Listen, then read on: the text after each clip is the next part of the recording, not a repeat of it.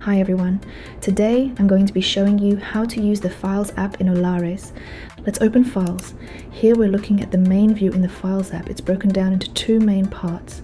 On the left is your navigation, and on the right is the content area where you see your files.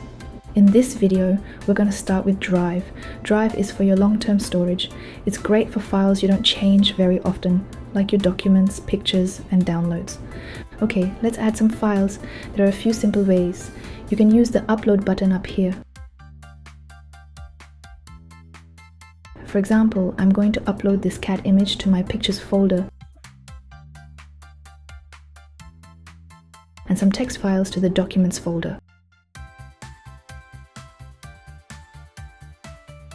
Or you can just drag and drop. You can also right-click in any empty space for the same options.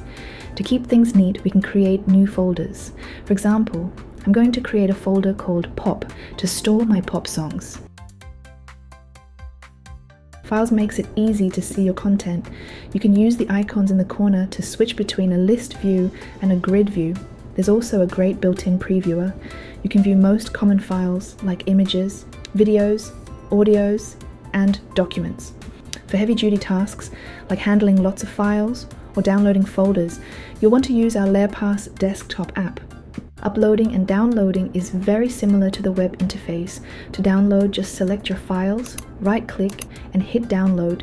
You can hold the Control key on Windows or Command on a Mac to select many files at once.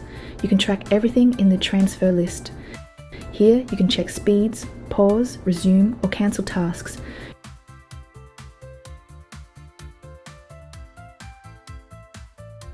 You can click Completed and click the file icon to directly open the download folder where the file is located.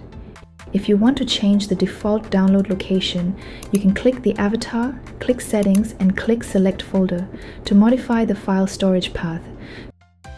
To upload files, just click the Upload, choose Upload Folder, and select the folder you want to upload. You will see the upload progress in the transfer list. Under Completed, you can also click the file icon to directly open the folder where the file is located. And that's the basics of the Files app. Thanks for watching.